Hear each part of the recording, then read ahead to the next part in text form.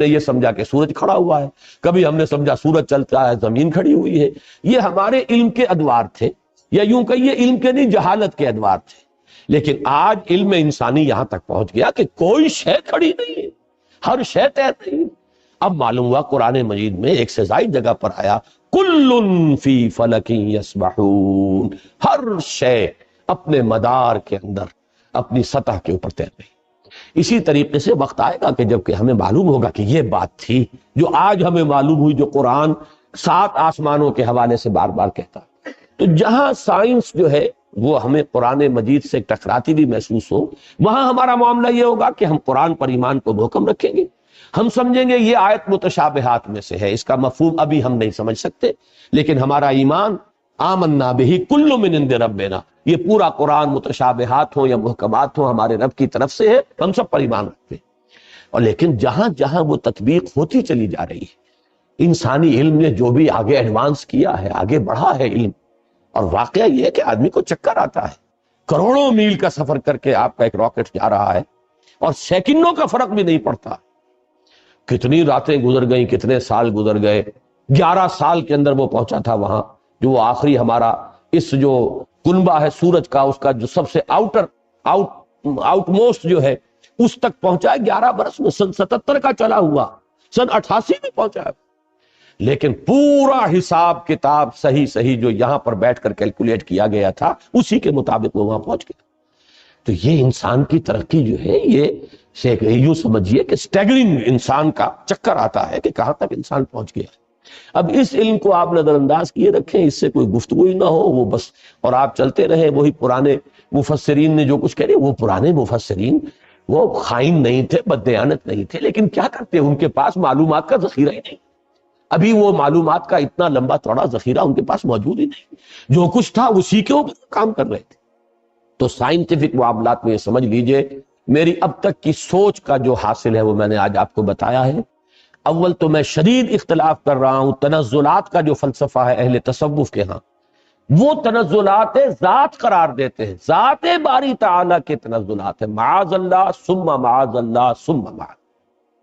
ہاں یہ تنزلات کا سلسلہ جو تنزلات ستہ کہا جاتا ہے کہیں کچھ اور، لیکن میرے نزدیک یہ تنزلات 3 ہیں، 3 لیولز ہیں اس کے، اور یہ تنزلات جو ہیں در حقیقت اللہ کے اس امر کن سے جو شے وجود میں آئی ہے، اولاً وہ ایک خلق نور تھا، وہ بھی ایک شے ہے، ایک خارجی حقیقت رکھنے والی شے ہے۔ اس مرحلے پر 2 صاحب شعور، صاحب تشخص ہستیاں پیدا کی گئیں، ارواح انسانیہ اور ملائکہ، اور ان میں جیسا کہ میں نے عرض کیا قطعاً کوئی چیز توحید کے منافی نہیں ہے اگر یہ بات مانی جائے کہ سب سے پہلے جو پیدا کیا گیا وہ نور محمدی ہے، یعنی روح محمدی۔ نور محمدی در حقیقت روح محمدی کا نام ہے، اس لیے کہ روح جو ہے نوری الاصل ہے۔ وہ جو اقبال نے کہا ہے ایک نقطہ نوری، یہ جو ہے خاک کے اندر پنہا، غافل تو نرا صاحب ادراک نہیں ہے ذوق تجلی بھی اسی خاک میں پنہا، غافل تو نرا صاحب ادراک نہیں ہے۔ تو یہ جو ہمارا شعور ہے میں در حقیقت اس روح کی بنیاد پر ہے، اور وہ روح جو ہے نوری الاصل ہے، میری بھی آپ کی بھی، اگرچہ وہ نور محمد الرسول اللہ صلی اللہ علیہ وسلم کی روح کا جو معاملہ ہے، ہم ویسے اگر کہیں گے تو کہاں ہم اور کہاں وہ، زمین و آسمان کا فرق ہے۔ ہمارا وہ نور جو ہے ہمارے نفس کی ظلمانیت کے اندر گم ہو گیا، اور وہاں وہ جو نور ہے وہ اپنے نفس کے اوپر ایسے غالب ہے کہ حضور نے جیسے کہ فرمایا کہ شیطان تو میرے ساتھ بھی ہے لیکن میں نے اسے مسلمان بنا لیا، جبکہ ہمارا شیطان ہم پر حاوی ہے۔ ہمارا وہ ٹمٹماتا ہوا چراغ جو ہے کبھی کبھی اس کی ہمیں کوئی رمق جو ہے وہ کبھی محسوس ہوتی ہے۔ یہ بڑا پیارا جملہ ہے ابن سینا کا، بڑا پیارا جملہ ہے، ظاہر بات ہے فلسفی تھے اور ان کی بہت سی باتوں سے ہمیں اختلاف ہے، لیکن یہ کہ بہت سی باتیں ان کی بڑی بلند بھی ہیں۔ یہ جملہ نوٹ کرایا تھا ہمیں مولانا منتخب الحق صاحب مرحوم نے، جو ایک مرتبہ ہمارے یہاں محاضرات میں بھی آئے تھے، میرے استاد تھے جب میں ایم اے اسلامیات کر رہا تھا کراچی۔ تو ان کا ایک جملہ تھا، پورا تو مجھے اب یاد نہیں ہے، کہ اگر تم یہ چاہتے ہو کہ تمہیں بھی انوار ربانی سے کوئی حصہ ملے، فجاہد فی خلواتک، تو اپنی خلوتوں میں تنہائیوں میں مجاہدہ کرو، مراقبہ کرو، ارتکاز توجہ کرو، فلعل شعشعۃ تلمع لک، ہو سکتا ہے کبھی کوئی ایک کرن چمک اٹھے، کبھی اللہ تعالیٰ کی تجلی کا کوئی ایک ہمیں بھی حصہ مل جائے، بڑی ریاضت ہے۔ اور وہاں محمد الرسول اللہ صلی اللہ علیہ وسلم کی روح جو ہے وہ ہر وقت متجلی ہے انوار الہیہ کے ساتھ، یہ دوسری بات ہے۔ لیکن اپنی اصل کے اعتبار سے تمام انسان کی ارواح جو ہے نوری الاصل ہے، اسی نور سے پیدا ہوئی ہیں، لیکن سب سے پہلے نور محمدی یا روح محمدی صلی اللہ علیہ وسلم کو پیدا کیا گیا، ساتھ ہی ملائکہ ہیں۔ پھر یہ تنزل کا دوسرا مرحلہ آ رہا ہے، اب خنک نور میں بڑے بڑے ایکسپلوژن کے ذریعے سے، اور غالباً بگ بینگ جو ہے وہ جو بھی کچھ دیکھا ہے، میں نے کئی مرتبہ بات کہی ہے کہ یہ جدید فلسفی ہوں یا جدید سائنسدان ہوں، ان کی جہاں تک ایکویٹی آف آبزرویشن کا تعلق ہے، بڑی ایکیوٹ آبزرویشن ہے، انہوں نے غور بہت کیا ہے، سوچا ہے، تو بہت چیزیں انہوں نے دیکھی ہیں، اگرچہ ان کی تعبیر، توجیہ اور ان میں کیا ربط و تعلق ہے، اس میں ٹھوکریں کھا گئے۔ فرائیڈ کی عظمت کا میں قائل ہوں کہ اس نے انسانی شخصیت کے 3 لیول معین کر لیا، آبزرو کیا ہے کہ انسان کے اندر 3 لیولز ہیں۔ ایک سب سے نیچے ہے اڈ اور لیبیڈو، اس کے حیوانی تقاضے، اس سے اوپر ہے اس کا سیلف، خودی، اس سے اوپر ایگو اسے کہتا ہے، اور اس کے اوپر ہے سپر ایگو۔ 3 لیول، میں سمجھتا ہوں یہی 3 لیول ہیں جو ہمیں ہمارا دین بتاتا ہے، نفس، قلب اور روح۔ البتہ یہ کہ اس کی تعبیر کچھ اور ہے، وہ سپر ایگو کو سمجھتا ہے کہ وہ معاشرے کے زیر اثر کچھ نارمز ہوتے ہیں، کچھ اثرات ہوتے ہیں جو انسان کو ہانٹ کرتے رہتے ہیں، یہ نہ کرو، یہ نہ کرو، یہ کرو، یہ چیز جو ہے اس کے اوپر سپر ایگو جو ہے اس کی ایگو کے اوپر مسلط رہتی ہے، اسے پریشان کیے رکھتی ہے۔ ہمارے نزدیک وہ روح ہے در حقیقت، جس کے اندر ایک جو ارج ہے وہ اللہ کی طرف توجہ کی ارج ہے، اللہ کا قرب حاصل کرنے کی ارج ہے، وہ انسان کو اوپر اٹھانا چاہتی ہے۔ یہ نفس امارہ جو ہے، حیوانی وجود، یہ انسان کو نیچے کھینچ رہا ہے، پستی کی طرف لے جانا چاہتا ہے، پست خواہشات اور زمینی تمناؤں اور آرزوؤں کے اندر گرفتار رکھتا ہے۔ درمیان میں وہ قلب ہے، اگر اس قلب کے اوپر یہ اڈ یا لیبیڈو جو ہے یہ غالب آ جائے تو انسان نرا حیوان بن کر رہ گیا، اس کا انسان مر گیا۔ اگر روح غالب ہو گئی تو کیا کہنے ہیں، پھر یہ ہے وہ شے جو مطلوب ہے، روح غالب رہے تو گویا کہ اب روح مرکب ہے، اور یہ نفس جو ہے یہ گھوڑے کے مانند ہے جس پر سواری کر رہا ہے۔ یہ میں نے عظمت صوم میں بھی یہ سارے مضامین بیان کیے ہیں، حقیقت انسان میں بھی۔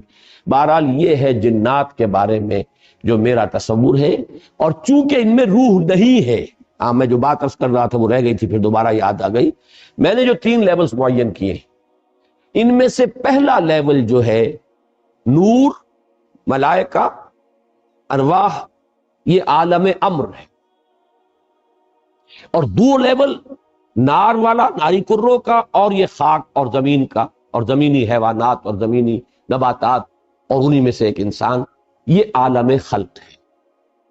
عالم امر میں ٹائم ایلیمنٹ ہے ہی نہیں، روح کو کوئی وقت درکار نہیں ہے، یہاں سے کروڑوں میل جانے کے لیے کوئی وقت درکار، نہ روح کو نہ فرشتے کو کوئی وقت درکار۔ یہ عالم امر ہے، اس کی شان یہ بیان ہوئی ہے، انما امرہ اذا اراد شیئا فانما یقول له کن فیکون، نو ٹائم ایلیمنٹ واٹس ایور۔ اور یہی عالم امر ہے جس میں کہ فرشتے اور روح انسانی کا ایسا ربط ہوتا ہے، فرشتہ وحی لاتا ہے تو روح ہے در حقیقت نبی کی اور رسول کی جو اسے ریسیو کرتی ہے۔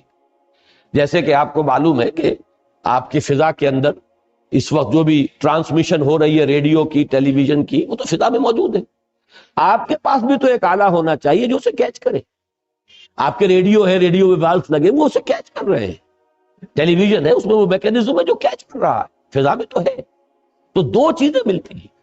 تو ملائکہ کی طرف سے لائے جانے والے پیغامات، ان کو کیچ کرنے والا انسان میں جو حصہ ہے وہ روح ہے، وہ یہ انسان کے یہ جسمانی وجود نہیں ہے، یہ آنکھیں نہیں ہے، یہ کان نہیں ہے، بلکہ براہ راست قلب جو مسکن ہے روح کا، وہ ہے محبت وحی۔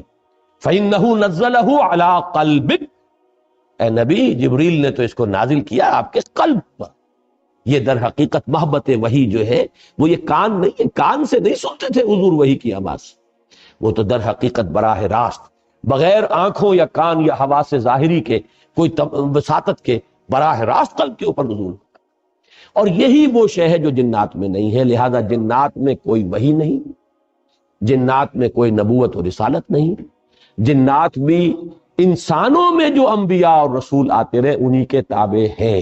اس معاملے میں جیسا کہ میں نے عرض کیا الحمدللہ کہ ہمارا جو ہے سلف سے متفقہ عقیدہ ہے، لیکن یہ کہ اس دور میں مولانا اصلاحی صاحب نے اس باب میں بھی جیسے فقہ کے معاملے میں رجم کے سلسلے میں بہت بڑی ٹھوکر کھائی ہے، اسی طریقے سے اس معاملے میں بھی بہت بڑی ٹھوکر کھائی ہے۔ اللہ تعالیٰ انہیں اپنی رائے پر نظر ثانی کرنے کی اور اس سے رجوع کرنے کی توفیق عطا فرمائے۔ اب یہ ہے وہ فلسفہ جنات کا۔ اس میں ایک بات کہ جو ان دونوں مقامات کے سمجھنے کے لیے، اور اس سے پہلے بھی قرآن مجید میں بار بار یہ مضمون آیا ہے، اس کے حوالے سے اور جان لیجئے، وحی یا احکام و اوامر خداوندی کا نزول فرشتوں کے ذریعے ہوتا ہے۔ فرشتوں کا جبکہ وہ فرشتے وحی کو لے کر نازل ہوتے ہیں یا احکام خداوندی کو، یہ جو جنات ہیں ان میں سے کچھ اوپر جا کر تلقی کر لیتے ہیں، کچھ سان گن لے لیتے ہیں، فرشتوں کی آپس کی گفتگو سن لیتے ہیں، اس سے جو حقائق اور واقعات انہیں معلوم ہوتے ہیں وہ اس دنیا میں آ کر جو کاہن قسم کے لوگ ہیں، یا عامل قسم کے لوگ، کاہن قسم کے لوگ، کہانت کا جو بازار دنیا میں چلتا رہا اور کاروبار ہوتا رہا، وہ اس اعتبار سے ہوتا تھا۔ اور آج دنیا میں جو اسپرچوئلزم کے نام سے ہو رہا ہے کہ یورپ کے اندر ایک بڑا فلسفہ ہے، بڑا فن ہے، وہ آپ کے والد کی روح کو بلوا لیں گے اور وہ والد کی روح آ کے کہے گی بھائی میں تمہارا والد ہوں، وہ یاد کرائے گی کہ میں دیکھو اس اعتبار سے پہچانو، میں اس واقعے کو ساری چیزیں وہ بیان کرے گا، اور لوگ سمجھتے ہیں کہ ہمارے والد کی یا والدہ کی یا دادا کی یا دادی کی روح اب سے کلام۔ یہی شیاطین ہیں در حقیقت کہ جو دھوکہ دے رہے ہیں اور گمراہ کر رہے ہیں انسانوں کو، اور یورپ کی اسپرچوئلزم کا بھی در حقیقت پورا میکینزم انہی جنات کے حوالے سے۔ فرشتے کبھی اس کاروبار میں ملوث نہیں ہو سکتے، وہ بہت مقدس ان کی ہستی ہے اور وہ اس طرح کے معاملات سے منزہ ہے، اعلیٰ اور عرفہ ہے، لیکن جنات کے اندر یہ سارا دھندا موجود۔ یہ جو خبریں لینے کے لیے دور تک جاتے تھے اور سمائے دنیا تک ان کی رسائی ہے، یہ جو سب سے نیچے آسمان ہے اس تک، یہاں تک یہ پہنچ سکتے ہیں۔ اب اس کی حقیقت ابھی ہم پر منتشر نہیں، میں بھی نہیں جانتا کہ اس سے مراد کیا ہے سمائے دنیا۔ آیا ہم نظام شمسی جہاں ختم ہوتا ہے اسے سمائے دنیا کہیں؟ ہو سکتا ہے ایک توجیہ ہے کہ ایک دنیا کا یہ جو سولر سسٹم ہے اس کا ایک حد آ جائے کہ سولر سسٹم کی شاید وہ سمائے دنیا ہو۔ پھر یہ بے شمار سولر سسٹم جس ایک وہ جو سٹار میں نے کہا ایک ستارے کے گرد جو چکر لگا رہے، ہو سکتا ہے کہ اس کی جو وسعت ہے وہ دوسرا سما ہو، گیلیکسی جو ہے وہ تیسرا سما ہو، اس سے اوپر جو ہے کوئی اور وسعت، واللہ اعلم، اس میں کوئی توجیہ میں اس وقت نہیں کر سکتا، صرف ایک امکان پیش نظر ہے کہ شاید یہ سولر سسٹم کی جو حدیں ہیں وہ ممکن ہے کہ وہ سمائے دنیا ہو، اور وہاں تک ان جنات کی رسائی ہو جاتی ہے، اور وہاں سے یہ خبریں لاتے ہیں، اس میں جھوٹی سچی اپنی طرف سے ملاتے ہیں، کچھ نہ کچھ پیش گوئیاں جو ہے وہ صحیح ہو جاتی ہے، کاہن نے کہا یہ ہوگا اور وہ ہو جاتا، اس سے ان کا دھندا چلتا ہے، کاروبار چلتا ہے، اسی سے وہ لوگوں کو گمراہ کرتے ہیں۔ لیکن یہ بات اہم ہے قرآن کو سمجھنے کے لیے، اس کا بہت اہم تھیم ہے، جب بھی کبھی اللہ کسی نبی یا رسول کو مبعوث فرماتا تھا کہہ رہا ہوں، ہے نہیں، اس لیے کہ سلسلہ بند ہو چکا، میں ہمیشہ اب محتاط ہوتا ہوں کہ اس میں ہے کا لفظ ہی استعمال نہ کیا جائے، اس لیے کہ وہ دروازہ بند ہو چکا۔ جب بھی اللہ کسی نبی یا رسول کو مبعوث فرماتا تھا اور فرشتے وہی لے کر نازل ہوتے تھے، اس زمانے میں آسمانوں پر زبردست پہرے بٹھا دیے جاتے تھے سمائے دنیا پر، کہ کوئی جنات اس کی سان گن نہ لے جائیں۔ اب آپ اس کا اندازہ کیجئے، اگر کہیں وہ لے اڑے وہاں سے اور آ کر اپنے کسی کاہن کو بتا دیں کہ اب محمد پر یہ وحی آنے والی ہے صلی اللہ علیہ وسلم، تو نتیجہ کیا نکلے گا؟ وہ پہلے سے بتائے گا کہ دیکھنا کل یہ بیان کریں گے محمد کی یہ وحی مجھ پر نازل ہوئی ہے، تو سارا کا سارا معاملہ چوپٹ ہو جائے گا۔ پھر یہ کہ حضور صلی اللہ علیہ وسلم یا اس نبی یا رسول کی جو حیثیت ہے وہ ختم ہو جاتی ہے۔ لہذا نزول وحی کے دور میں بہت سخت پہرے بٹھائے جاتے تھے کہ یہ جنات جو ہے کہیں سے سان گن نہ لے لیں، بلکہ یہ کہ شہاب ثاقب مارے جاتے تھے ان پر اگر یہ قریب آتے تھے۔ یہ ہے جو قرآن مجید میں بہت جگہوں پر یہ فنومینن جو ہے اس کا ذکر ہے، اور اس سورہ مبارکہ میں بھی اس کا ذکر جو ہے بڑی تفصیل کے ساتھ آئے گا۔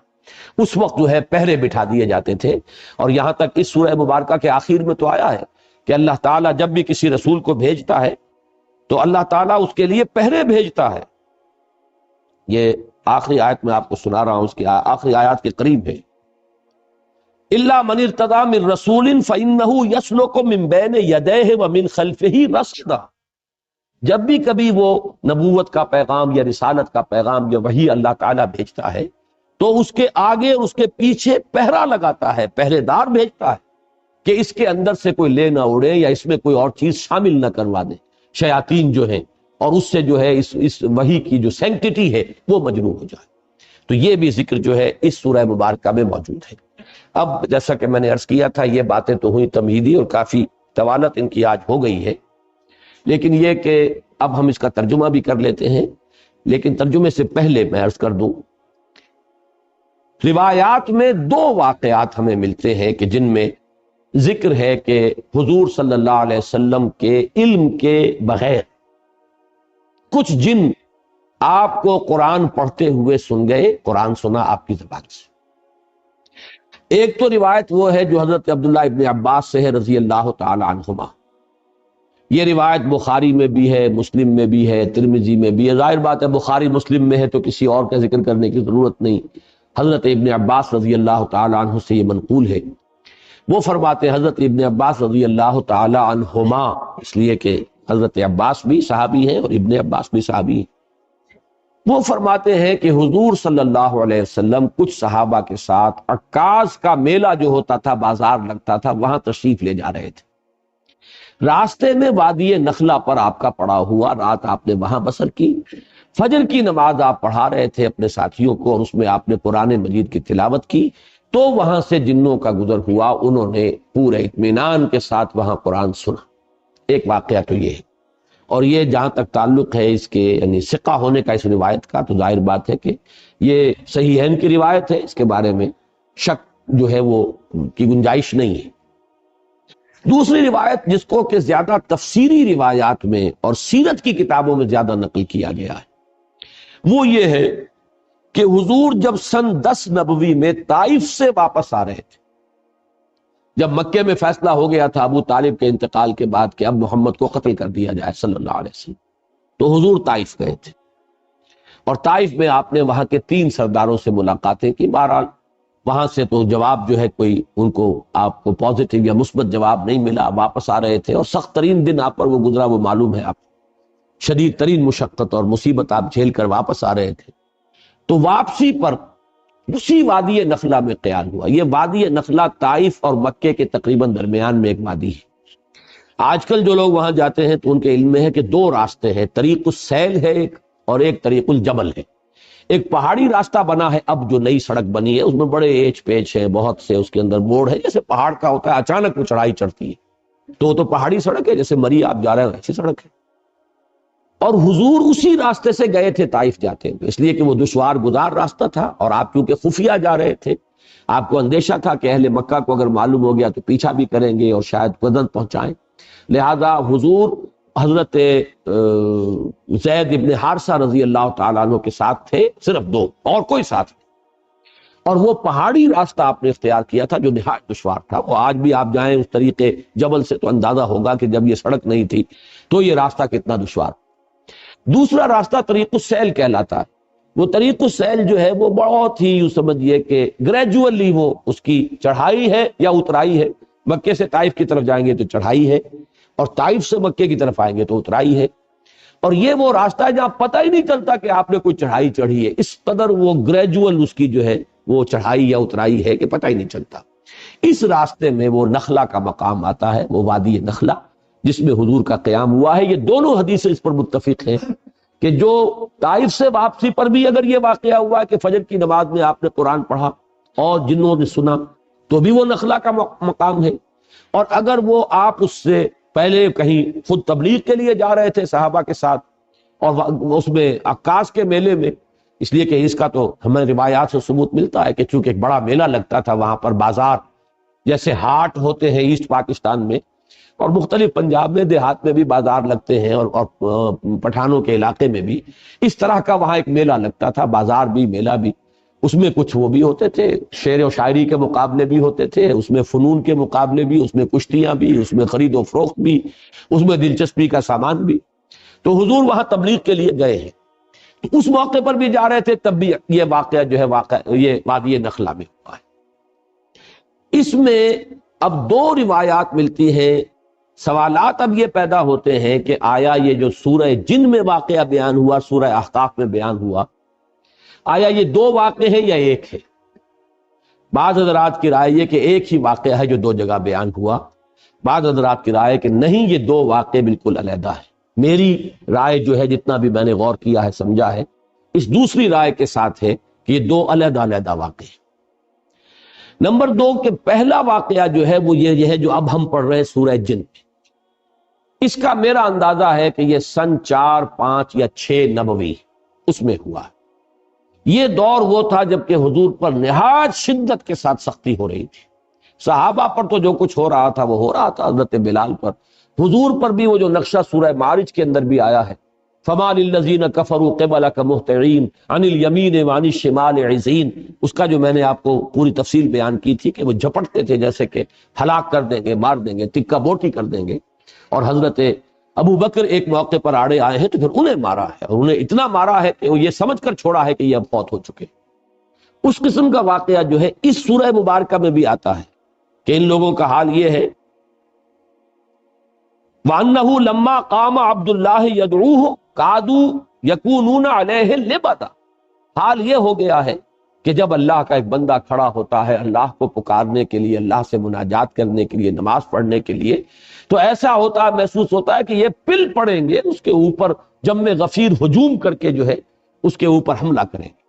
تو یہ سورہ معارج کی آیات اور سورہ جن کی یہ آیت جو ہے یہ ایک دوسرے سے بہت مشابہ ہے، اور یہ صورتحال میں تفصیل سے سورہ معارج میں عرض کر چکا ہوں کہ یہ ہے سن 4 سے سن 6، 7 نبوی، ابھی ہجرت نہیں ہوئی ہے، یہ آغاز وحی سے جو سن شمار ہوتے ہیں، یہ اس دور کا واقعہ ہے۔ جبکہ وہ واقعہ جو ہے دوسرا، اس کا ذکر سورہ احقاف، وہ سن 10 نبوی کا واقعہ ہے، وہ تو اس کے بارے میں شک ہو ہی نہیں سکتا کہ وہ سفر طائف جو ہے وہ سن 10 نبوی میں۔ دوسرا آپ یہ دیکھیں گے کہ اس واقعے میں جو جن تھے وہ جن یا تو مشرک تھے یا عیسائی تھے۔ اس واقعے میں جو جن تھے وہ حضرت موسیٰ اور تورات کے ماننے والے تھے۔ یہ دونوں جو ہے اب ترجمہ کریں گے تو یہ چیزیں واضح ہو جائیں گی۔ اب آئیے ترجمہ کیجئے تیزی کے ساتھ۔ قُلْ أُوحِيَ إِلَيَّ، اے نبی کہہ دیجئے کہ میری جانب وحی کی گئی ہے، أَنَّهُ اسْتَمَعَ نَفَرٌ مِّنَ الْجِنِّ، کہ سنا توجہ کے ساتھ جنوں کی ایک جماعت نے، فقالوا، تو انہوں نے کہا، اب یہ صرف تذکرہ اتنا کیا واقعے کا، اب ساری گفتگو ان کی نقل ہو رہی ہے۔ انہوں نے قرآن سنا، اب جا کر اپنے قوم کے لوگوں سے جو کہا، اب وہ تقریر ساری ان کی ہے۔ یہ بھی ہو سکتا ہے کہ یہ ایک ہی مسلسل تقریر ہو، یہ بھی ہو سکتا ہے کہ مختلف مواقع پر انہوں نے جو باتیں کہی ہوں ان میں سے جو چیدہ نمائندہ جملے ہیں ان کو یہاں پر جمع کر دیا گیا۔ بلکہ یہ دوسری بات مجھے اسلوب سے زیادہ مقاربت رکھنے والی اور اس سے زیادہ قرین معلوم ہوتی ہے۔ فقالوا انا سمعنا قرانا عجبا، تو انہوں نے کہا کہ ہم نے سنا ایک قرآن بہت عجیب، اور عجیب سے مراد ہے بہت دل کو لبھانے والا، بہت عمدہ، بہت پسندیدہ۔ یہدی الی الرشد، وہ رہنمائی کرتا ہے اس شے کی طرف کہ جو کامیابی اور فوز اور فلاح کی طرف لے جانے والی ہے۔ فآمنا بہ، تو ہم تو اس پر ایمان لے آئے، ہم نے اس کی تصدیق کی۔ ولن نشرک بربنا احدا، اور ہم ہرگز اب شریک نہیں کریں گے اپنے رب کے ساتھ کسی بھی شے کو، کسی بھی ہستی کو۔ معلوم ہوا کہ یہ مشرک تھے پہلے، اور مشرک دو ہی طرح کے تھے، یا مشرک وہ، یا مشرکین وہ عیسائی تھے جنہوں نے حضرت مسیح کو خدا کا بیٹا بنایا۔ یہ بھی آگے آ جائے گا۔ اس کی شرح کر رہے ہیں کہ اب ہم شرک نہیں کریں گے، ہم تائب ہو گئے ہیں۔ وَأَنَّهُ تَعَالَى جَدُّ رَبِّنَا، اور ہمیں تو یہ بات معلوم ہوئی، ہم پر یہ حقیقت منکشف ہو گئی کہ ہمارے رب کی شان تو بہت بلند ہے، بہت اعلیٰ ہے، بہت عرفہ ہے۔ مَتَّخَذَ صَاحِبَةً وَلَا وَلَدًا، اس نے نہ کسی کو اپنی جورو بنایا نہ کسی کو بیٹا بنایا۔ وَأَنَّهُ كَانَ يَقُولُ سَفِيهُنَا عَلَى اللَّهِ شَطَطًا، اور ہمارا بے وقوف یا ہمارے بے وقوف جو کچھ اللہ کی طرف منسوب کر رہے تھے وہ تو بڑی غلط بات تھی، بڑی گستاخی کی بات تھی، بڑی ہی گمراہ کن باتیں تھیں جو وہ کہہ رہے تھے۔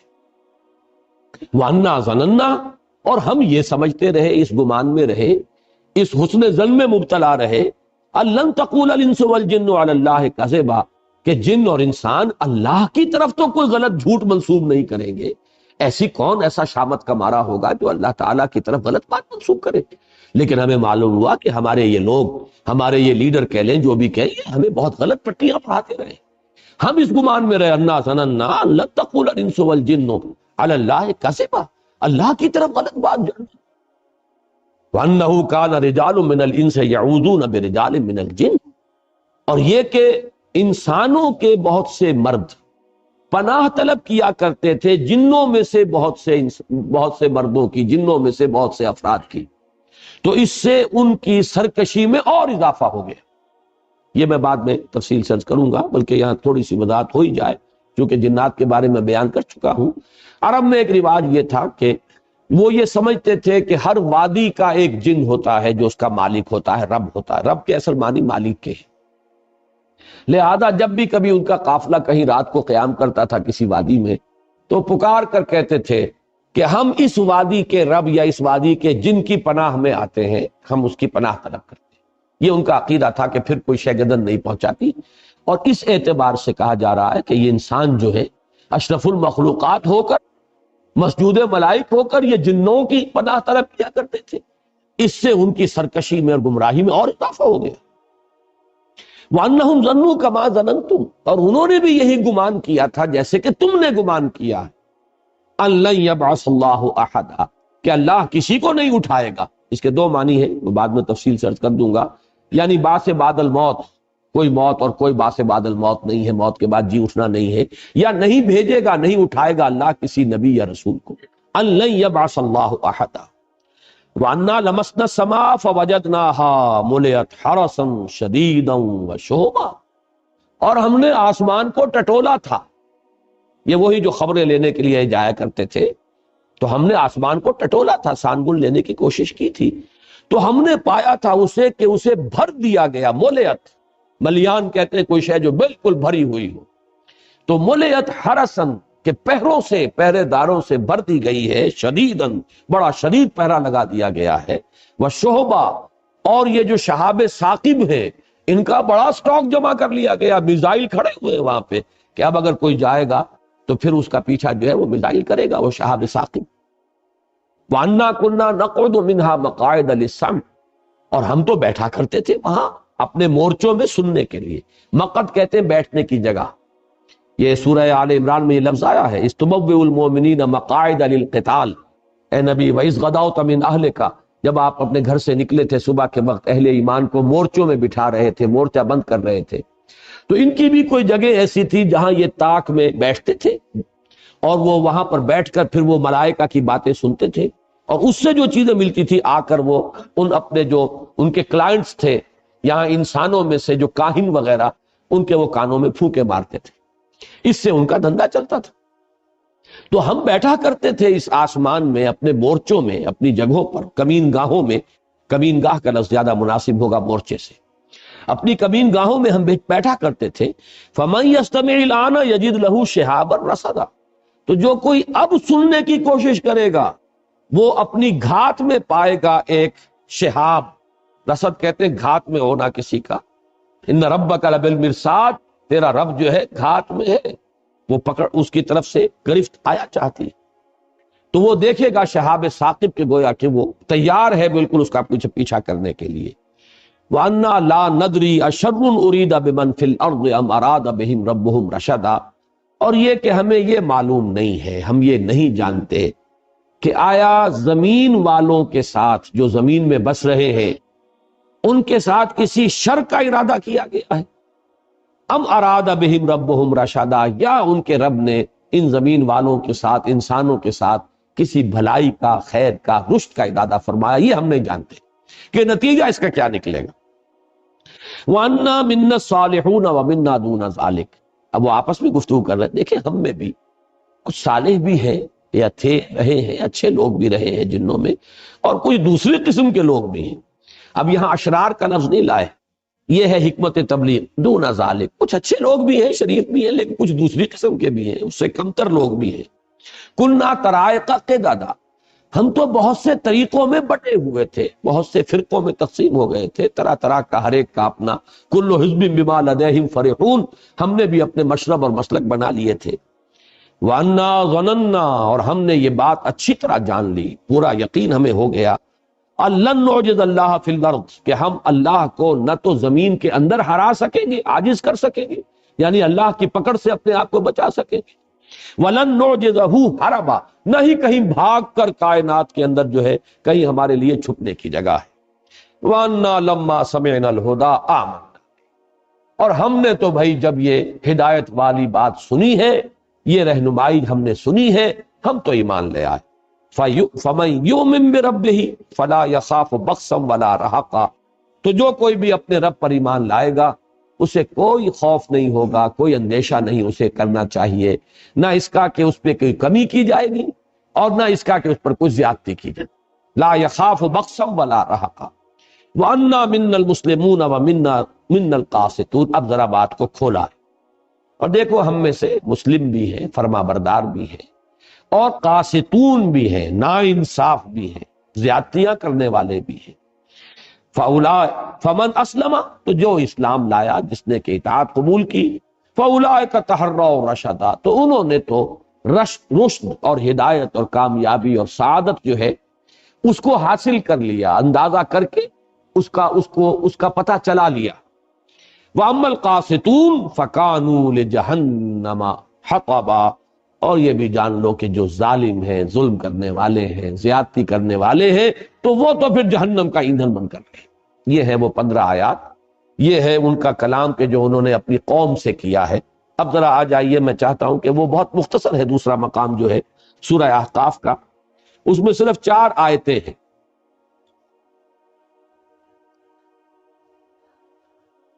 وَإِذْ صَرَفْنَا إِلَيْكَ نَفَرًا مِنَ الْجِنِّ، اور اے نبی یاد کیجئے جب کہ ہم نے آپ کی طرف رخ پھیر دیا جنوں کی ایک جماعت، یہاں بھی لفظ نفر آیا، اس کی وضاحت میں بعد میں کروں گا، جنوں کی ایک جماعت، ایک گروہ کو آپ کی طرف پھیر دیا، آپ کی طرف رخ کر دیا۔ یستمعون القرآن، وہ پوری توجہ کے ساتھ قرآن سنتے رہے۔ فلما حضروہ، تو جب وہ وہاں موجود تھے، سن رہے تھے، قالوا انصتوا، انہوں نے ایک دوسرے سے کہا خاموش ہو، پوری توجہ سے سنو۔ اب دیکھیں، یہ وہی 2 الفاظ ہیں جو قرآن میں آئے، اذا قرئ القرآن فاستمعوا له وانصتوا، جب قرآن پڑھا جا رہا ہو تو پوری توجہ کے ساتھ کان لگا کر اسے سنو اور خود خاموش رہو، انصتوا۔ وہی انہوں نے آپس میں کہا کہ چپ ہو جاؤ، خاموش ہو جاؤ، توجہ سے سنو، بہت اعلیٰ کوئی کلام ہے جو اس وقت یہ صاحب جو ہیں یہ پڑھ رہے ہیں۔ فلما حضروہ قالوا انصتوا، فلما قضی، جب وہ قرات پوری ہو گئی، ختم ہو گئی، فجر کی نماز تھی، حضور نے نماز ختم کر لی، ولوا الی قومہم، تو وہ اب چلے گئے پیٹھ موڑ کر اپنی قوم کی طرف، منذرین، انہیں بھی خبردار کرنے کے لیے۔ قالو، اور وہ خبردار کرنا کیا تھا؟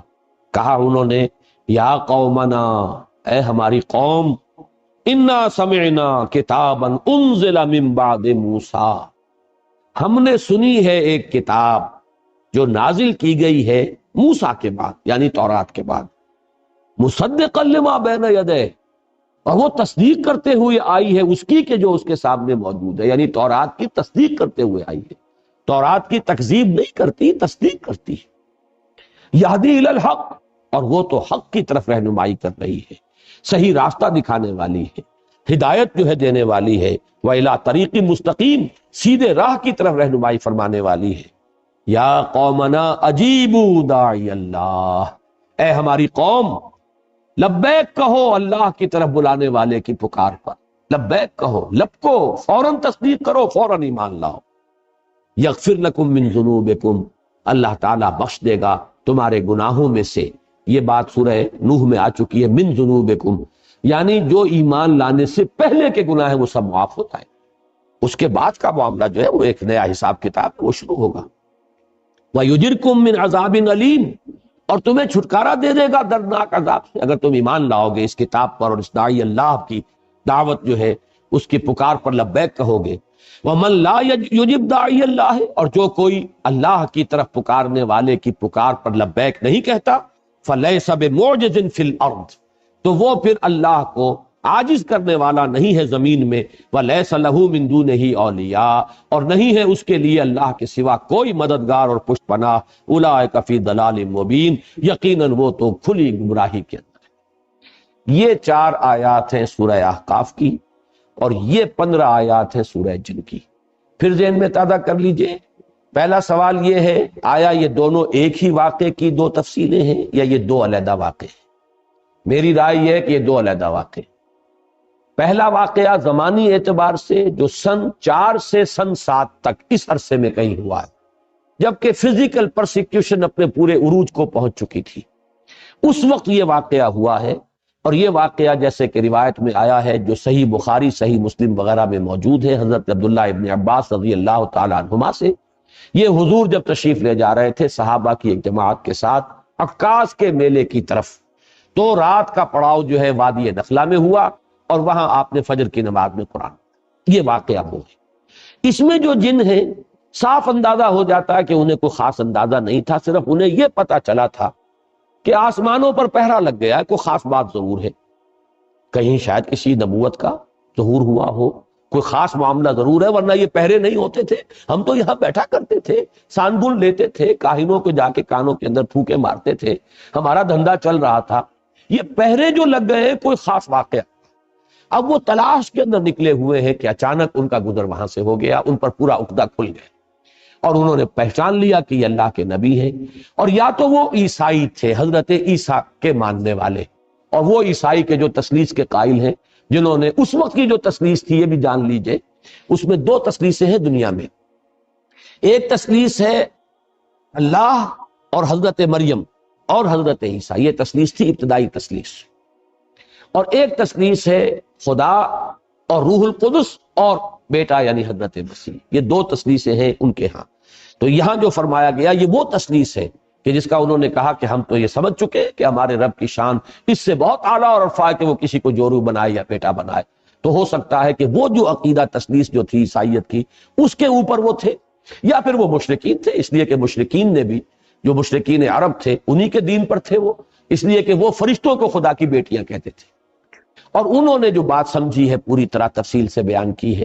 جبکہ یہ جو دوسرا واقعہ ہے یہ سن 10 نبوی کا ہے، جبکہ حضور طائف سے واپس تشریف لے جا رہے تھے، طریق السیل سے جا رہے تھے، وادی نخلا میں آپ نے قیام فرمایا، وہی فجر کا وقت ہے اور وہاں وہ آئے ہیں، اور وہاں آپ کو بین السطور صاف نظر آ رہا ہے کہ وہ جو جن تھے وہ کافی چیزوں سے واقف تھے، موسیٰ کے جاننے والے تھے، کتاب کے جاننے والے تھے، گویا کہ وہ اس اعتبار سے کوئی وہ زیادہ ناواقف لوگ نہیں تھے، البتہ اس گمان میں تھے کہ شاید اب یہ آخری کتاب تھی تورات کی، اور شاید آخری تھے نبی موسیٰ، اب ان کے بعد شاید کوئی اور نبی آنے والے نہیں ہیں، لیکن چونکہ باقی سارا تصور ان کا مکمل تھا لہذا فوراً وہ ایمان لائے اور فوراً انہوں نے داعی کی حیثیت اختیار کر لی اور جا کر اپنی قوم کو جس قدر زوردار انداز کے اندر دعوت دی ہے، واقعہ یہ کہ انسانوں میں تو اس کی مثال اگر ملے گی تو ابو بکر صدیق کے سوا شاید کسی کی مثال نہ ملے، کہ ایک مرتبہ کلام پاک سنا ہے حضور صلی اللہ علیہ وسلم سے، ایک مرتبہ،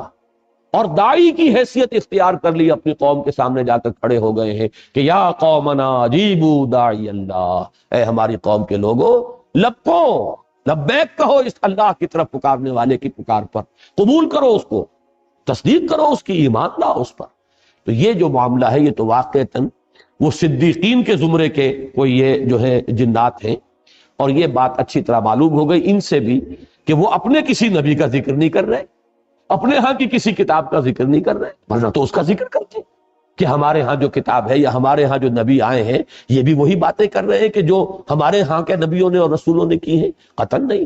نام لے رہے ہیں تو حضرت موسیٰ کا، اگر ذکر کر رہے ہیں تو تورات کا، تو معلوم یہ ہوا کہ کوئی سلسلہ نبوت و رسالت جنات میں نہیں ہے، بلکہ رسالت اور نبوت کے اعتبار سے جنات بھی انسانوں ہی کے تابع ہیں، جو بھی رسول بھیجے گئے انسانوں میں اور نبی مبعوث کیے گئے ان کے مخاطب ہیں انس بھی اور جن بھی، اور یہ بات جو ہے بڑی تفصیل سے میں آپ کو بتا چکا ہوں۔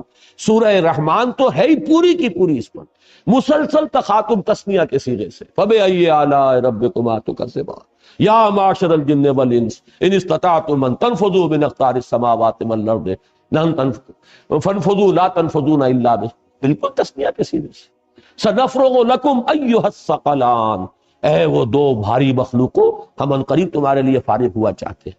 تو سورہ رحمان کو پڑھ کر بھی اگر وہ بات واضح نہیں ہوئی تو معلوم ہوتا ہے کہ ذہن کے اوپر کسی غلط فکر کا، غلط سوچ کا، غلط نظریے کا کوئی بہت ہی دبیز اور کوئی بہت ہی بھاری حجاب جو ہے وہ پڑ گیا ہے، ورنہ وہ حقیقت بالکل علم نشرہ ہوتی۔ اور سب سے بڑی بات یہ کہ امت کا اجماعی عقیدہ ہے، پوری امت کا 1400 برس کا، اس سے اصل میں ہٹ کر راہ نکالنا جو ہے در حقیقت وہی ہے کہ جو چیز انسان کے لیے جو اس کی گمراہی کا سب سے بڑا سبب بنتی ہے۔ اب آئیے ذرا ایک ایک لفظ پر بھی ہم ذرا تھوڑا سا غور کر لیں۔ قل اوحی الیہ، یہ سب سے پہلے لفظ قل پر غور کیجئے، حضور کو یہ وحی کیوں کی گئی، کیوں کہا گیا کہ اس واقعے سے آپ اپنے ان لوگوں کو خبردار کریں؟ یہ اس لیے کہ معلوم ہو جائے کہ جیسی سرکشی اے قریش تم کر رہے ہو، جن گمراہیوں میں تم مبتلا ہو، اسی قسم کے سرکش، اسی قسم کے گمراہی میں مبتلا جنات بھی تھے، لیکن دیکھو ان کے ایک گروہ نے اس کلام کو سنا ہے اور وہ ایمان لائے، انہوں نے تصدیق کی۔ تم اپنی بدبختی پر غور کرو ذرا کہ تم کہاں کھڑے ہو، تم سوچنے کے لیے تیار۔ میں جب آج سوچ رہا تھا اس پر، مجھے سورہ انعام کی آیت نمبر 89 کی طرف میرا ذہن منتقل ہوا، فَإِن يَكْفُرْ بِهَا هَؤُلَاءِ فَقَدْ وَكَّلْنَا بِهَا قَوْمًا لَيْسُوا بِهَا بِكَافِرِينَ۔ اگر یہ لوگ ناقدری کر رہے ہیں اس قرآن کی، اس وحی کی، یہ حکمت جو انہیں سنائی جا رہی ہے قرآن کے ذریعے سے، اگر یہ قریش جو ہیں ان کی ناقدری کر رہے ہیں تو اے نبی آپ پریشان نہ ہو، ہم نے اور قوموں کو تیار کیا ہوا ہے اس کام کے لیے کہ وہ اس کی ناقدری نہیں کرے، وہ اس کی قدر دانی کریں گے، اس کو حرز جان بنائیں گے، آگے بڑھ کر چومیں گے اس کو اور اس کو قبول کریں گے، لہذا گھبرائیے نہیں۔ ان یکفر بہا ہؤلاء فقد وکلنا بہا قوما لیسوا بہا بکافرین، اپنے قومیں ایسی ہیں جو فوراً تصدیق کرے گی۔ اب ان میں اشارہ انصار مدینہ کی طرف بھی ہو سکتا ہے اور دوسری اقوام کی طرف بھی ہو سکتا ہے، پھر ان میں اشارہ ان کی طرف بھی ہے، تو یہ بھی ایک مثال ہے۔ قل کہہ دیجئے ان سے، اوحی الیہ، یہ اوحی الیہ سے اشارہ ہو رہا ہے اس بات کی طرف کہ یہ بات حضور کو خود معلوم نہیں ہوئی۔ یہ بات ذرا کھلے گی بعض حضرات کو، لیکن بات سمجھ لیجئے، جو قرآن سے ہمیں قرآن کو فالو کرنا ہے، اوحی پر وحی کی گئی۔ جب آپ نخلا میں قرآن پڑھ رہے تھے آپ کو معلوم نہیں ہوا، اگر ہوتا تو آپ اسی وقت اپنے صحابہ کو بتا دیتے، پھر کسی وحی کی ضرورت نہیں تھی۔ اس لیے اللہ تعالیٰ اپنے بندے کو، چاہے رسول ہو، چاہے نبی ہو، چاہے ولی ہو، کوئی بھی ہو، جتنا علم دیتا ہے بس وہی علم اس کا ہے، جو علم نہیں دیتا وہ علم اس کو حاصل نہیں۔ کل کا کل عطائی علم ہے، ذاتی علم کسی کا نہیں ہے ذرہ پر، اور یہ وہ شے ہے جس کو بریلوی مکتب فکر کے بھی محققین مانتے ہیں۔ میں نے یہ حقیقت و اقسام شرک میں تفصیل سے بحث کی ہے۔ ان کے جو صاحب علم ہیں، ایک تو ہے عام واعظ، نعت گوئی کرتے کرتے وہ کہیں مؤذن تھے اور نعت گو ہوئے، اس کے بعد وہ خطیب بھی ہو گئے اور وہ بلکہ خطیبوں کے سردار ہو گئے۔ وہ جو بے پرکی ہانکتے ہیں، جیسے شیعہ ذاکر ہانکتے ہیں، ہر سال نئے ڈرامے جو ہیں تصنیف ہوتے ہیں کربلا کے واقعات کے، اور نئے ڈائیلاگز جو ہیں سنائے جاتے ہیں، ان کی بات چھوڑ دیجیے۔ جو ان میں اہل تحقیق ہیں ان سے میں نے جب رابطہ قائم کیا، مثلاً ایک ساہیوال جو اب کہلاتا ہے، منگمری تھا اس زمانے پہ، وہاں کے بہت بڑے عالم ہیں، بریلوی مکتب فکر کے زعماء میں سے ہیں، میں ان سے پاس گیا، میں نے کہا مسئلہ کیا علم غیب کا؟ تو صاف کہا، وہ کتابیں نکال کے دکھائی، دیکھیے ہم 3 باتیں مانتے ہیں حضور کے علم کے بارے میں۔ حضور کا علم حادث ہے، قدیم نہیں ہے۔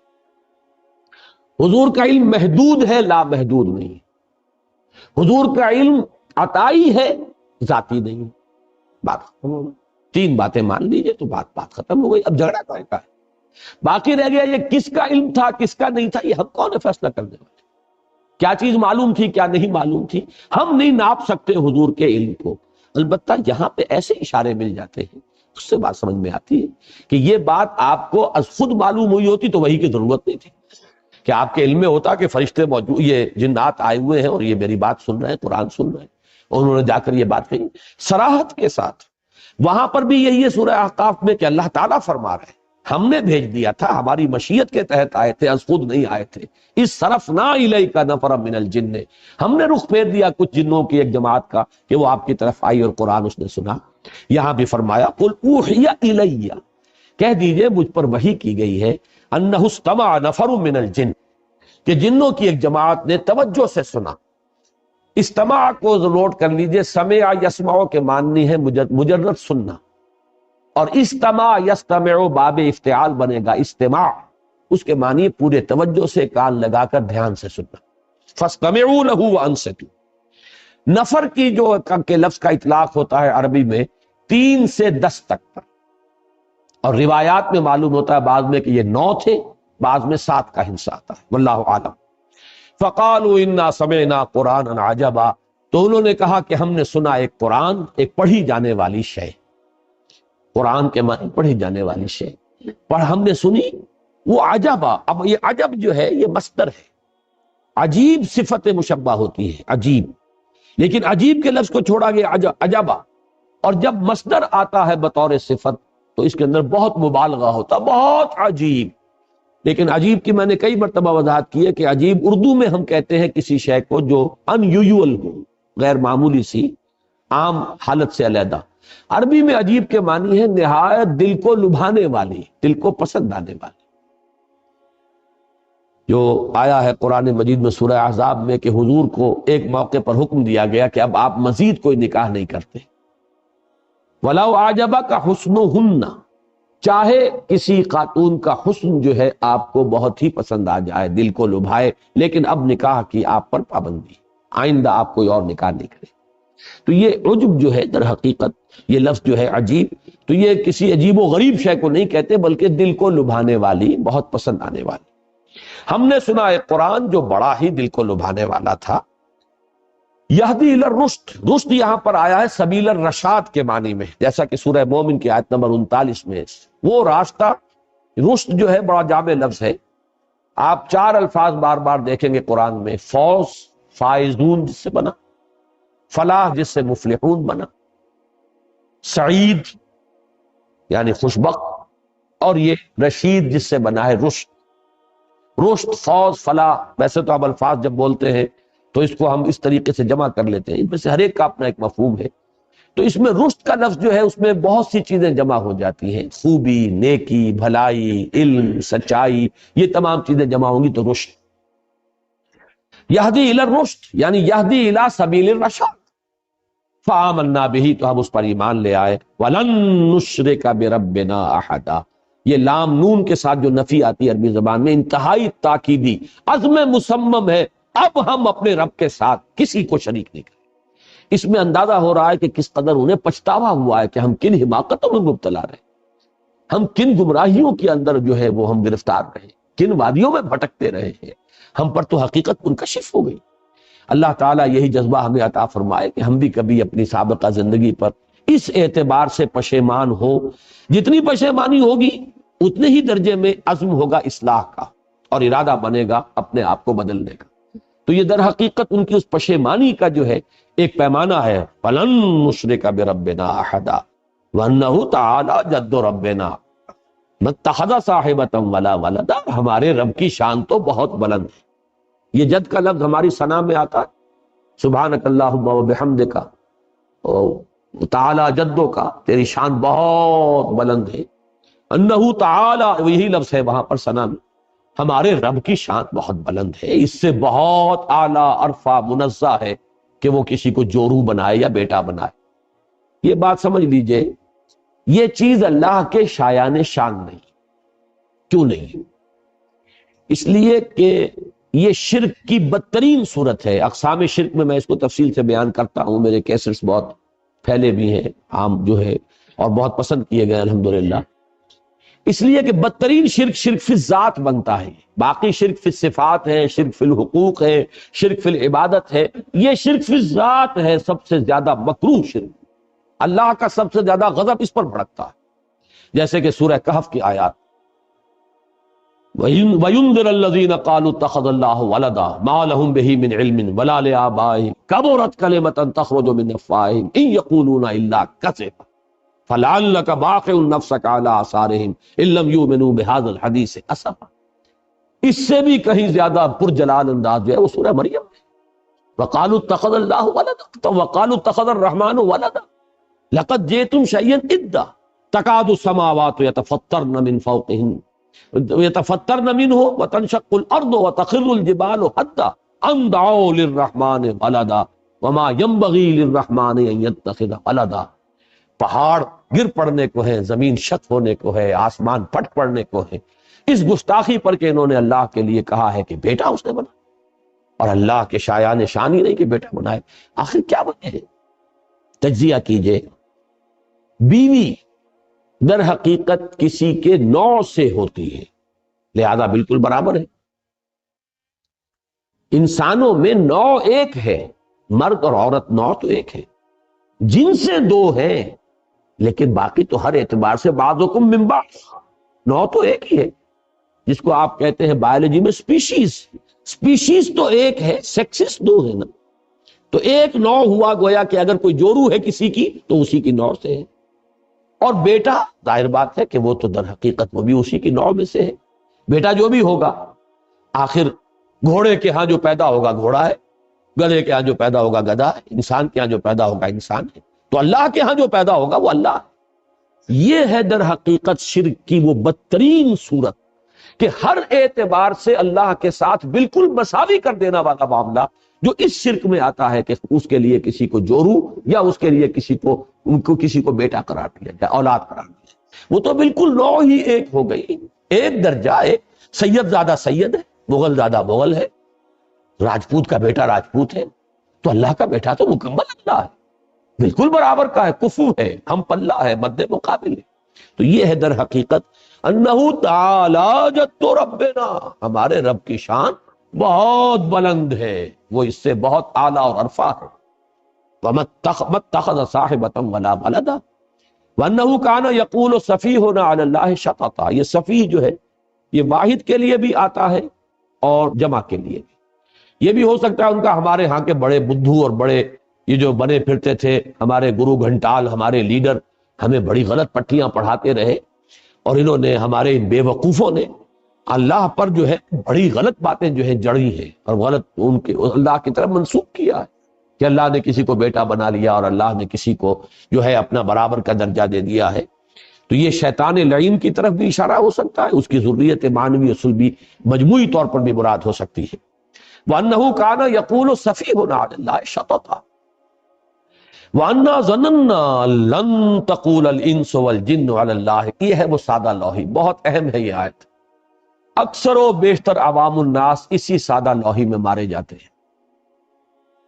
آپ کا عام بیچارہ بریلوی جو ہے وہ کیا سمجھے، وہ تو اپنے مولوی کی بات سنتا ہے، اپنے وائس کی بات سنتا ہے. وہ یہ گمان نہیں کر سکتا کہ یہ ہمیں دھوکہ دین کے اندر اللہ کے معاملے. اسی طریقے سے کوئی شیعہ ہے، اسی طرح قادیانی ہے. قادیانیوں کا ہر شخص تو ان میں سے ریسرچ نہیں کرتا، ہر شخص قرآن مجید کی جو ہے تحقیق نہیں کرے گا کہ ختم نبوت کے کیا معنی ہے کیا نہیں ہے. اب جو بھی ان کے ہاں ان کے وہ بٹگر ہیں، ان کے گرو گھنٹال ہیں جو پڑھاتے ہیں، وہ اپنے اسی خیال کے اندر کہ آخر یہ کس چیز پر ہمیں دھوکہ دیں گے، کیوں دھوکہ دیں گے. تو عوام الناس دھوکہ کھاتے ہیں اپنے رہنماؤں سے، اور اسی وجہ سے کھاتے ہیں کہ وہ یہ گمان نہیں کر سکتے کہ ہمیں دھوکہ کس لیے دھوکہ دیں گے، اللہ کے اوپر کوئی غلط بات چڑھیں گے. وَأَنَّا ظَنَنَّا أَن لَن تَقُولَ الْإِنسُ وَالْجِنُّ عَلَى اللَّهِ كَذِبًا. ہم نے یہ گمان کیا، ہم اس خوش فہمی میں رہے، ہم یہی سمجھتے رہے کہ جن اور انس ایک دوسرے کے بارے میں جھوٹ بول دیں، اللہ کے بارے میں جھوٹ بول دیں. وہ جس کو کہتے ہیں فارسی میں کہ بازی بازی بارش بابا ہم بازی. یہ تم کھیل کر رہے ہو، استہزاء کر رہے ہو کہ اپنے باپ اور دادا کی داڑھیوں کے ساتھ بھی کھیل کرو گے، بارش بابا ہم بازی. تو یہ جھوٹ جو ہے تراشنا اور جھوٹ جڑ دینا، چاہیے اللہ پر جھوٹ جڑیں گے. ہم نے یہ سمجھا کہ انسان ایسی حرکت تو نہیں کریں گے، یہ جنات ایسی حماقتیں تو نہیں کریں گے. وَأَنَّهُ كَانَ رِجَالٌ مِّنَ الْإِنسِ يَعُوذُونَ بِرِجَالٍ مِّنَ الْجِنِّ فَزَادُوهُمْ رَهَقًا. اور یہ کہ بہت سے مرد جو تھے یا انسانوں میں سے بہت سے لوگ وہ پناہ طلب کرتے تھے جنوں میں سے لوگوں کی، اس سے ان کی سرکشی میں اور اضافہ ہو گیا. اب یہاں امکان ہے کہ یہ زادوہم رہقا، زادو کے اندر ایک ضمیر ہے فاعلی، انہوں نے اضافہ کر دیا، ہم ضمیر مفعولی ہے ان کے لیے یا ان میں. لیکن یہ کہ اضافہ کرنے والا کون ہے، کن میں اضافہ ہوا ہے، اس میں دونوں رائے ہو سکتی ہے. یعنی جنوں نے ان انسانوں کو اور گمراہ کیا، پھر اور غلط راستے پر ڈالا. اچھا تم اشرف المخلوقات ہو کر اور تم ہماری پناہ طلب کر رہے ہو تو ہم تمہیں ایسی ایسی وادیوں میں لے جا کے بھٹکائیں گے کہ تم جہنم کا ایندھن ہی بن کر رہو. اور ایک یہ بھی ہو سکتا ہے کہ انسانوں کے اس طرز عمل نے ان شیاطین جن کے اندر جو نشہ ہے اور چڑھا دیا. یہ ہماری پناہ طلب کر رہے ہیں تو گویا کہ ان میں سرکشی، اپنا غرور، تکبر، تمرد، شیطنت، سرکشی جو ہے وہ اور بڑھ گئی۔ تو یہ دو طرفہ ہے، زادوہم رہقا، یہ گویا کہ جس کو انگریزی میں کہتے ہیں وشس سرکل، کہ یہ ایک دوسرے کی گمراہی کے اندر اضافہ کر رہے ہیں۔ اور یہ دونوں کیا، چونکہ اس میں یہ احتمال موجود ہے تو یہ بہت ہی ذو معنیین کہیے، اور دونوں معنی جو ہے اس کے اپنی جگہ پر صحیح ہے اور درست ہے۔ وَأَنَّهُمْ ظَنُّوا كَمَا ظَنَنْتُمْ أَن لَّن يَبْعَثَ اللَّهُ أَحَدًا، اور یہ کہ انہوں نے بھی یہی گمان کیا تھا، انسانوں نے بھی، جیسے کہ تم لوگ گمان کیے بیٹھے ہو کہ اللہ کسی کو نہیں اٹھائے گا، ہرگز نہیں اٹھائے گا کسی کو۔ ہمارے جدید مفسرین میں سے اکثر نے مراد لیا ہے کہ یہ بعث بعد الموت کا تذکرہ ہے، کہ جیسے تم سمجھتے ہو کہ بس مرنے کے بعد کوئی زندگی نہیں، کوئی اٹھایا نہیں جانا ہے، کوئی حساب کتاب نہیں ہے، ویسے ہی انسان بھی اس حماقت میں مبتلا ہے۔ لیکن یہ کتاب نازل ہوئی ہے، اللہ نے اپنے ایک بندے کے اوپر ہدایت اتار دی ہے، اور اب یہ حقیقت منکشف ہو گئی ہے کہ ہمیں تو اٹھایا جائے گا، حساب کتاب ہوگا، جواب طلبی ہوگی، جزا و سزا ہوگی۔ دوسری رائے یہ ہے کہ اللہ یبعث اللہ احدا سے مراد ہے بعثت رسول، کہ وہ بھی اس گمان میں تھے جیسے کہ تم اس گمان میں ہو کہ اب کوئی اور رسول آنے والا نہیں ہے۔ میرے نزدیک یہ دوسرا مضمون ہے یہاں پر، اور یہ اللہ کا شکر ہے کہ مولانا شبیر احمد عثمانی رحمۃ اللہ علیہ نے اس کو زیادہ اہمیت دی ہے۔ تو میں اپنی رائے کے ساتھ جہاں بھی کہیں کسی ایسی شخصیت کی رائے جو ہے اس کو پا لیتا ہوں تو پھر اطمینان ہو جاتا ہے کہ متفق گردید رائے بو علی بارائے من، تو ایک اطمینان اور اعتماد ہوتا ہے۔ میرے نزدیک یہاں پر مراد بعث بعد الموت نہیں ہے، بلکہ رسولوں کا اٹھایا جائے۔ اس کی وجہ کیا ہے اس کو سمجھ لیجیے اچھی طرح۔ در حقیقت تار نبوت و رسالت، تار کا لفظ استعمال کر، یہ تو ایک ایسی ہے، ثم ارسلنا رسلنا تترا، یہ تترا کا لفظ ہے جس سے لفظ متواتر بنا ہے۔ پھر ہم نے پے بپے اپنے رسول بھیجے، تو رسولوں کا تار ٹوٹا ہی نہیں، البتہ حضرت مسیح اور حضور کے مابین 600 برس کا فصل، اس کو فترت اولا کہتے ہیں۔ یہ پہلی مرتبہ یہ اتنا بڑا وقفہ آیا ہے نبوت اور رسالت کے سلسلے میں، حضرت مسیح علیہ السلام اور حضور کے مابین کے وقفے کو۔ اسی لیے قرآن مجید کی ایک آیت میں، یہ سورہ مائدہ کی آیت ہے 19ویں، وہاں پہ الفاظ ہیں یا اہل الکتاب قد جاءکم رسولنا یبین لکم علی فترۃ من الرسل ان تقولوا ما جاءنا بشیر ولا نذیر فقد جاءکم بشیر ونذیر واللہ علی کل شیء قدیر۔ تو یہ فترت وحی کا دور تھا، 600 برس بیت گئے تھے، تو ایک گمان کرنے کی گنجائش تھی کہ شاید سلسلہ ختم ہو چکا، اب شاید کوئی کتاب آنے والی نہیں، اب شاید کوئی رسول آنے والے نہیں۔ اور جن لوگوں نے حضرت مسیح تک بھی جن کی رسائی نہ ہوئی ہو اور صرف حضرت موسیٰ ہی کو جانتے ہوں، وہ تو سمجھیے کہ پھر بہت طویل عرصہ بیت چکا۔ اس اعتبار سے گمان پیدا ہوا کہ شاید بس نبوت اور رسالت کا سلسلہ منقطع ہو چکا ہے، اب اللہ کسی کو نہیں اٹھائے گا۔ میرے نزدیک یہ اس آیت کا مفہوم جو ہے یہ زیادہ قرین قیاس ہے، اور مولانا شبیر احمد عثمانی رحمۃ اللہ علیہ نے اسی کو ترجیح دی۔ اکثر دوسرے جو مفسرین ہیں اس دور کے مترجمین، انہوں نے وہ پہلی بات کہی ہے، چونکہ وہ بات بھی جڑتی ہے کہ توحید کے ساتھ ہی معاد کا معاملہ آتا ہے، تو توحید کی بات تو پہلے آ گئی، لن نشرک بربنا احدا، اب یہ گویا کہ معاد کا ذکر ہے، تو وہ بھی ممکن ہے، لیکن زیادہ میرا جو رجحان ہے وہ اس بات کی طرف ہے کہ یہ بعثت رسول کے بارے میں۔ وَأَنَّهُمْ ظَنُّوا كَمَا ظَنَنْتُمْ أَن لَّن يَبْعَثَ اللَّهُ أَحَدًا وَأَنَّا لَمَسْنَا السَّمَاءَ، اب یہ بات میں پہلے آپ کو بتا چکا ہوں، ہم نے آسمانوں کو ٹٹولا تھا۔ لمس کہتے ہیں چھونے کو، جیسے کوئی اندھا جو ہے وہ چھو کر دیکھتا ہے کسی چیز کو، تو اسی طریقے سے یہ آسمانوں کو چھو کر اور کچھ ٹوہ لگانے کے لیے جب جاتے تھے، اَنَّا لَمَسْنَا السَّمَاءَ فَوَجَدْنَاهَا مُلِئَتْ حَرَسًا شَدِيدًا وَشُهُبًا، اور ہم نے آسمان کو ٹٹولا۔ یہ نوٹ کیجئے، اسی لیے میرا گمان یہ ہے کہ یہ سماعت دنیا مراد ہے یہاں پہ جمع کا صیغہ نہیں آیا، آخری یا سب سے نچلا آسمان، ہماری طرف سے پہلا آسمان، اوپر سے سب سے نچلا آسمان۔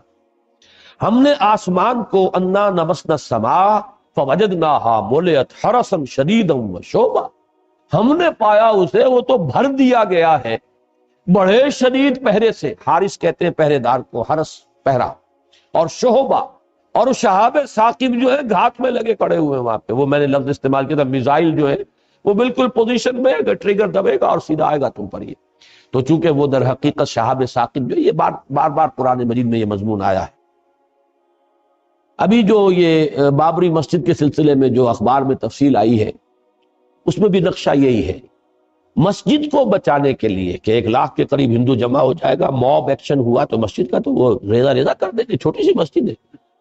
تو وہاں کی حکومت نے وہ کیا کہ ایک تو باربڈ وائر جو ہوتی ہے کانٹوں دار خاردار تار کا ایک گھیرا پہلے لگایا مسجد کے گرد، ایک کچھ وقفے سے دوسرا گھیرا لگایا۔ ان